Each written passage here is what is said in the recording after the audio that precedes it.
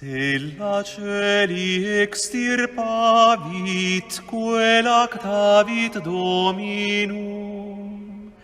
Mortis pestem quam plantavit, primus parens hominum. Ipsa stella nunc dignetur sidera compescere, quorum bella plebem cedunt dire mortis ulcere. Opissima stella maris, a peste succurre nobis.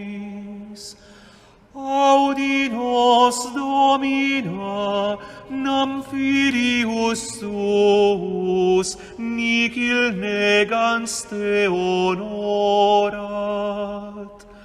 Salva nos, Iesu, pro quibus Virgo Mater te